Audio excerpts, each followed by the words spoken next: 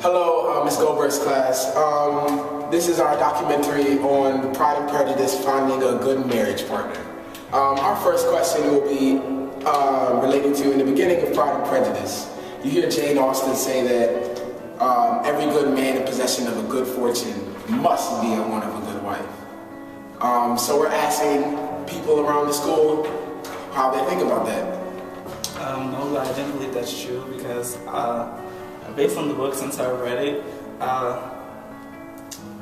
with Elizabeth and Darcy, it wasn't really because he had money that he was looking for a wife.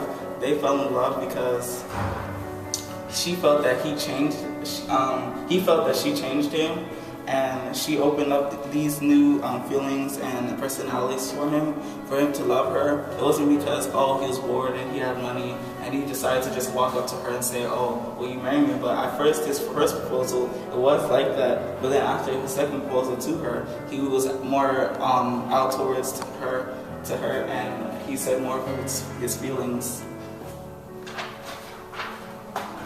Yes, I do believe that statement is true, and that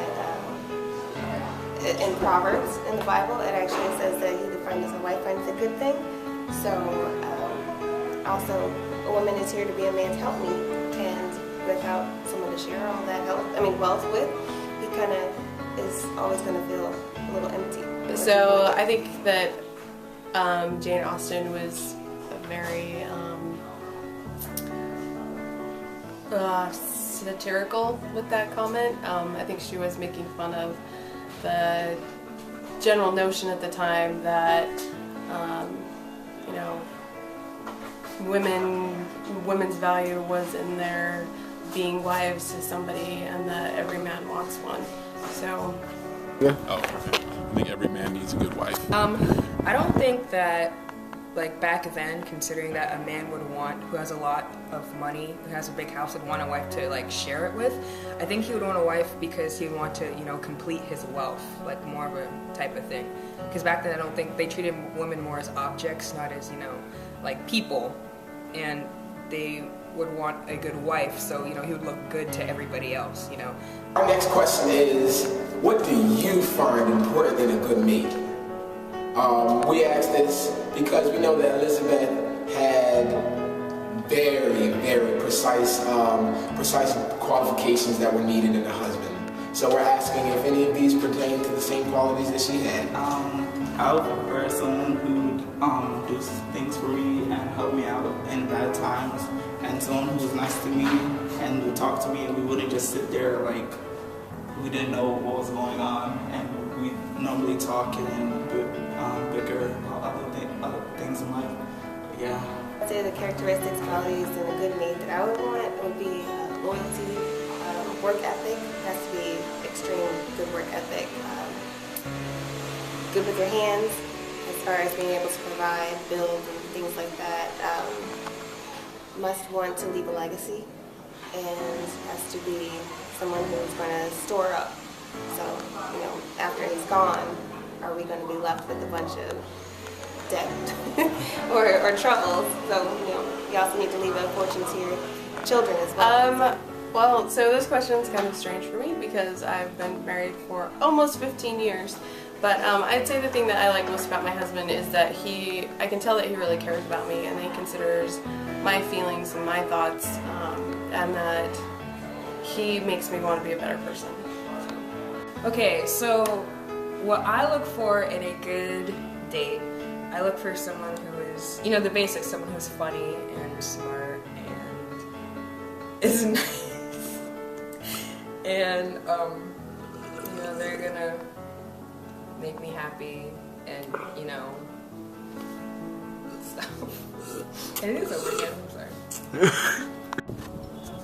I'd say the qualities that you want to look for in choosing a good mate would be things like honesty, integrity, truthfulness, kindness. So how do those qualities differ from what their parents think? Because I know that Elizabeth wanted to marry for love. Miss Bennet wanted to get Elizabeth married for money.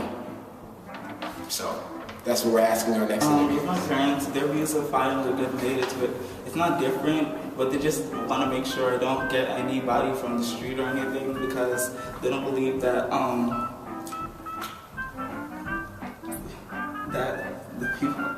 I've actually gotten most of my views from my parents, so they don't differ very, very much. So, you know, most of my views have come from them, and maybe it's some kind of derivative, but it's not very So my much. parents, so a little bit of background about me. I grew up in a very poor family. My dad was a farmer turned farm machinery mechanic, which surprisingly enough does not make that much money. And their culture was just a lot different than what I was experiencing where I grew up with my friends and the kind of life that I wanted to lead later. My parents didn't put a lot of stock into education, and I felt it was really important. So there were a lot of times when they wanted me to be doing chores around the house and different things, and I needed to get homework done, and that caused a lot of contention. So yeah, I don't recall them ever being like upset about my choice in husband, but I'm sure they had some idea of who they wanted me to end up with, and I don't. Okay, so usually today kids want to find someone, you know, that's more of a personality-wise, that's someone that can, you know, click with them and stuff. They don't really look at them, they don't really think about, do I want to find someone that later on can, you know, support me, because, you know, we're kids. So parents usually, when they look at someone's boyfriend or girlfriend, they always ask, you know, can they support you one day, or, you know, can they provide for you? And you don't, that's not usually the first thing you think about when you know, find someone you like, you know, can they support for me, or, you know, buy me this or something like that. It's different from my parents very much when I was younger. In fact, they were probably very similar. I don't know that I had a whole lot of conversations with my parents about my views versus theirs, but for the most part, I would say they were probably very similar. Our next question and final question is, what does everybody think about arranged marriages? Parents setting up their children to be married to someone forever. That means there's no cheating, no nothing like that. It's all, you gotta stay together. I don't think arranged marriage is that bad, but the person doesn't have a choice in who they want to marry. But I think some people should have choices, and I think some people, it doesn't really matter. But that's kind of bad, because everybody should have a choice in life of who they want to marry. But I don't think it's that bad to have arranged marriage. So if it could benefit you and your family. I could go back and forth with that decision all day long and probably still never come to some kind of resolution. But I see good qualities in arranged marriages, and I also see not so good qualities. It seems like they most of the time work out, but of course I don't know anybody who's been in an arranged marriage, so I really don't know all the behind the scenes details. However, it does seem like from a business standpoint, it's a great idea, but from a love standpoint, that's something that's going to have to grow on you. And without that choice of natural selection or anything like that, then it's going to be even more difficult for the children. But again, for the parents, it works out great because there's some kind of business. I think with all systems, there have been cases when arranged marriages have worked out. I think for the most part that the choice should be up to the people who are actually involved in the marriage, not to parents or the community or whoever's determining who's going to marry whom. Because I think it is their choice, whether it works or it doesn't. I think it's something that people should choose to do. I don't really have an opinion on it. I think, well, that's not true. I think most marriages are arranged, even if people don't realize they arrange them, because you tend to, people that you associate with or you allow your children to associate with, you're steering their relationship with in some ways. I think they can be good in some respects. I also think, for the most part, people are going to gravitate towards people that their families. So while I wouldn't necessarily say that I have any strong opinion one way or the other on arranged marriages, I would definitely say that I think it's important to know the person that you're going to want to spend the rest of your life with, and have your family be comfortable with that person as well. So, culture-wise, I respect arranged marriages because, you know, that's people's culture.